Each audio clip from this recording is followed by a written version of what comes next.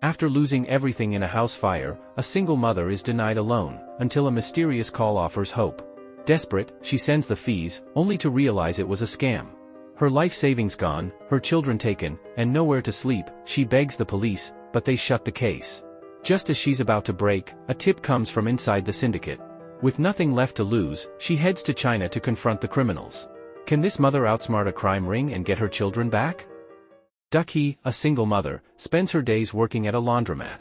Life has never been easy, but after a fire destroyed her home and insurance refused to help, survival became a daily battle. One afternoon, Ducky gets a call from a man claiming to be a bank manager. She's been approved for a relief loan. For the first time in weeks, there's a flicker of hope.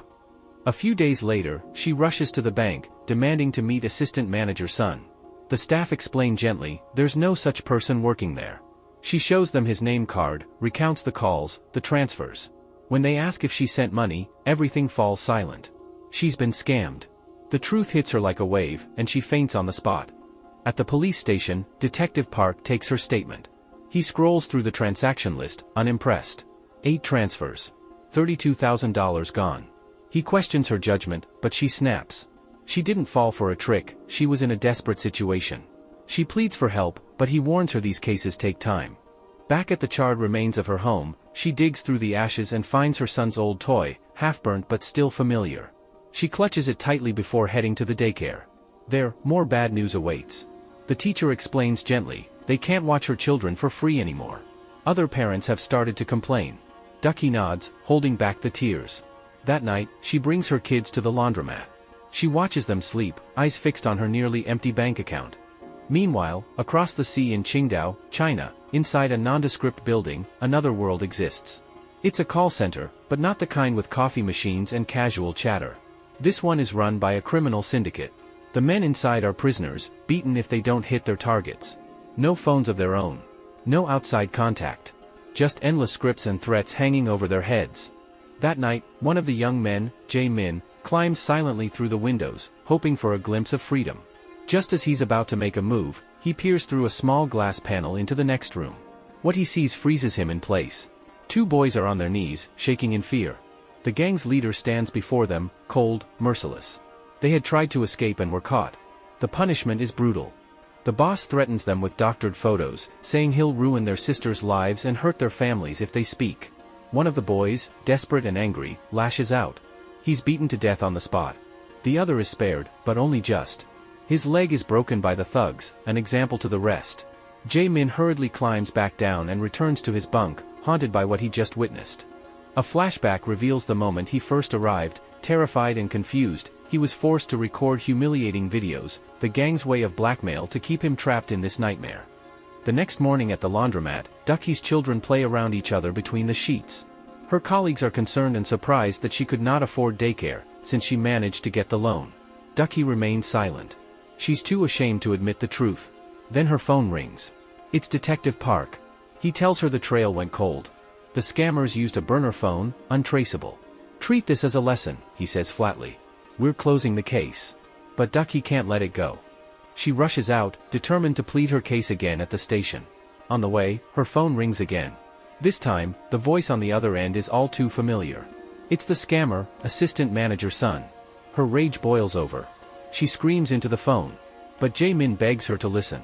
He tells her that he was forced into this life, trapped in China with no way out, and needed Ducky to contact the police on his behalf. He chose to call her because she was the quickest to transfer the money back then, and he needed someone who could act fast. Ducky, still shaken, doesn't know whether to believe him. She asks for time, tells him to call back in 5 minutes while she tries to get help. She calls the police, but they don't take her seriously. With no time to waste, Ducky decides to handle it herself. When Jae-min calls back, he gives her a strange code, CNSGHKFN. It sounds like nonsense, but Ducky studies it closely. Then it clicks. It's a disguised address. A location in Qingdao. A building. She jots it down and rushes back to the police. But Detective Park is unmoved. He barely listens. I think you're making this up to get us to reopen the case, he says.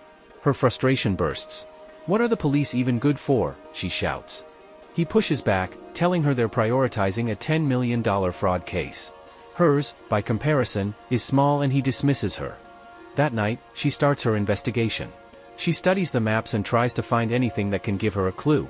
She even posts a notice on various bulletin boards, asking others who were scammed to come forward. One poster catches her eye, a reward offer, 100,000 for any information leading to the scam syndicate. Many come forward. She meets others just like her. Elderly couples, single parents, professionals, all fooled by the same fake loans. Their pain mirrors hers. Anyone could fall for it. But without help from international authorities, bringing down the syndicate is nearly impossible. Still, Ducky isn't ready to give up. The next day, Jae-min calls Ducky again. He asks if the police have started investigating. She sighs and tells him the police won't reopen the case without a clear address. She asks him to take pictures to help narrow down the location. But Jae-min says he has no phone to do that. Desperate, Ducky asks for any unique details. Jae-min thinks for a moment and says the place has many sewing machines, but even that isn't enough to find it. Suddenly, Ducky hears her kids are being taken away. Complaints had come in about the kids' safety at the laundromat. The authorities arrive to take her kids, accusing her of neglect. Ducky is stunned and desperate. She begs them to understand, promising that once she catches the scammers, she will get her money back. But the officials are cold. They say they must do their duty and leave. Ducky's world shatters as she chases after the car carrying her children, tears blurring her vision. That night, her friends Sukja and Bong-rim comfort her. They tell her that Qingdao is close to Korea. She still has hope to catch the scammers. When Ducky remembers that Bong-rim speaks fluent Mandarin, she asks for help. She plans to go to China herself and find the scam center to get the police to act. Bong-rim warns her it's dangerous, but Ducky tells them about the 100,000 reward for anyone who finds the call center. After much pleading, Bong-rim agrees, and Sukja eagerly volunteers to come along. When they arrive in Qingdao, Bong-rim's sister A-rim greets them warmly. Their first mission, search sewing factories with the same name. Ducky says there are only 9 real factories to check. They visit each one, pretending to be sellers with clothing samples. But the factory owners are rude and one even pushed Bong-rim to the floor. The search yields nothing. Frustrated, her friends want to give up.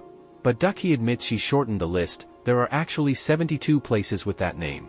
Her friends are upset but agree to keep searching. Meanwhile, back at the call center, Jae-min asks the others if there's any way to get a phone. They say it's hopeless, but suggest he try to win favor with the manager, only they have phones. Suddenly, a drunk man named Kyung Cheol stumbles in. He mocks another man, sparking a fight. Jae-min steps in to help, but ends up beaten badly. Kyung Cheol is the same boy who witnessed his friend's death and had his leg broken. The scars left him bitter and broken. Jae-min tries to gain the manager's trust by bribing him with all the money he earned. The manager agrees and has Jae-min watch over the other boys working there. He is also given a phone. Secretly, Jae-min used it to take pictures of the place. One day, Jae-min found a room full of papers and files. There were records of all the victims and the money they lost. Jae-min tried to send this evidence to Ducky, but the phone's network was non-existent. Later that evening, the managers meet at a dinner place. They were angry and complaining. They said, "We work so hard for little money. We do all the dirty work for the big boss." But they didn't know the big boss was watching them. He was watching every word and every move in secret. That night, Jae-min heads to the airport. He was there to pick up some boys for the call center. These boys did not know what they were getting into. When they arrive at the place, there was no way to escape. Jae-min feels sad but continues to follow orders as he needs to gain the manager's trust. While he was there, Jae-min finds a chance to sneak into the office. He uses a fax machine to send all the pictures and evidence to the Korean police. Suddenly, Kyung Cheol walks in. Jae-min tells him, "Be quiet about what you saw, or you will be in trouble too." Kyung Cheol said, "I am here to meet a drug supplier." Jae-min panics because the fax was still sending. He tells Kyung Cheol to help buy time. Thankfully, the fax goes through and the police got all the evidence. At the police station, officers are called to work on the case. Detective Park was shocked. He did not believe Ducky before. He calls her and said, "You should come to the station." But Ducky tells him she is in China. Detective Park was taken aback that she headed there on her own. He then tells her, "We got 400 pages of information about the call center. We have details of the victims. There are more than 2,700 victims. These scammers stole $17 million. Ducky scolds him for not believing her at first. Detective Park apologizes. Then, he sends the photos to Ducky. Finally, she finds the exact address of the building they had been looking for. They arrive at the building. Ducky wants to find Jae-min first. She looks at a photo of Jae-min and searches carefully. They spot him but are unable to get close to him. Eventually, Bong Rim and Ducky set up a small sewing stall nearby to watch the hotel without anyone noticing. Then, they spot Jae-min. Ducky holds up a cardboard with a secret code Jae-min once gave her. It catches his eye. Later, Detective Park gets a message from Ducky. She tells him they found Jae-min and the call center. He tells his boss they should go to Qingdao right away. The next day, Ducky and Bong Rim go to the stall. They hope to see Jae-min again. Bong Rim goes to the bathroom. Jae-min tries to bring something to the stall for her to sew. But his manager spots him and tags along. Jae-min speaks to Ducky in Korean. The manager tells him off. "We are in China," he said, speaking in Mandarin. Ducky does not understand. The manager grew impatient. Luckily, Bong Rim returns. She speaks fluent Mandarin and gives the manager snacks and coffee to appease him. She takes him into the shop, giving Ducky and Jae-min a chance to talk quietly. Ducky slips a phone to Jae-min. "Call me if there is trouble," she said. "Or if the big boss comes." She tells him Detective Park and the police will raid the place tomorrow. Later, Detective Park tells Ducky to pack up and leave. He tells her she should let the police handle the situation. That night, all the managers gather as per the big boss's instructions. Jae-min sneaks into the bathroom and quickly sends Ducky a message, "Big boss is coming." Just then, a van arrives. Armed men jump out. The men attack the managers brutally. Jae-min tries to send another message to Ducky asking for help. But he was caught and stabbed. It turned out the big boss knew about the police raid. He wanted to destroy all evidence, and get rid of the managers too. Ducky felt something was wrong.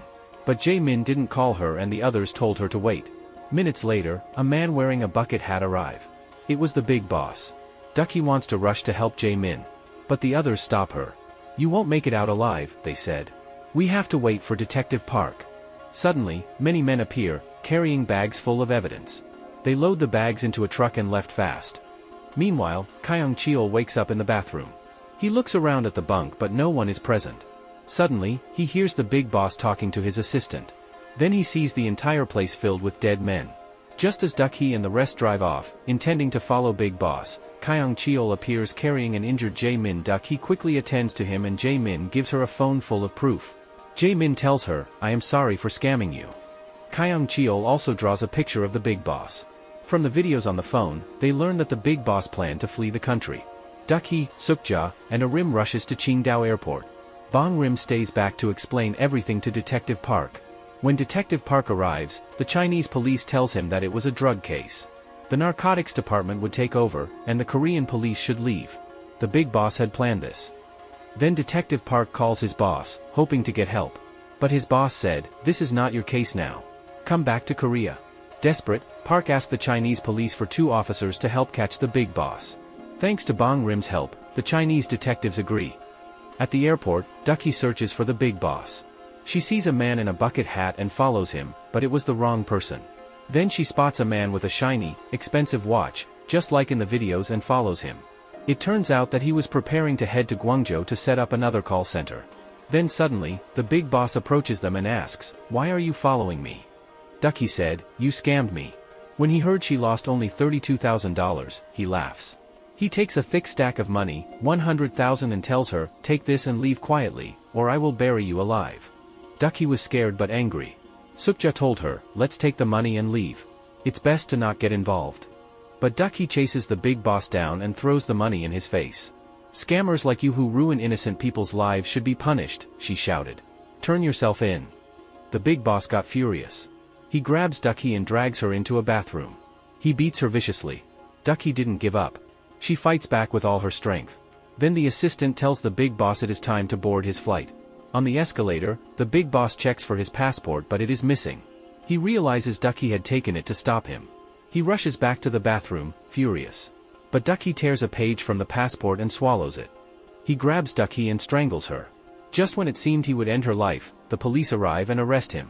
Detective Park rushes in and was shocked to see Ducky so hurt. He punches the Big Boss in anger. Then he apologizes to Ducky for being late. Soon, Ducky's friends came. They were sad to see her in such bad shape. As she left, many people stared at her. She was bloodied, but she held her head high. She knew she had done something great. She helped stop a dangerous scam group. In the aftermath, Jae-min survived. He told the police everything that happened in the scam center. Ducky went back to work at the laundromat and happily reunited with her children. The Big Boss's lawyer came many times, offering Ducky 300,000 to drop the charges. But Ducky refuses. She chose justice over money. This movie is based on a true story about a hero named Kim Sung-jia. In 2016, she single-handedly took down the leader of a voice phishing gang. Thank you to the brave souls who turn their pain into action and fight for justice.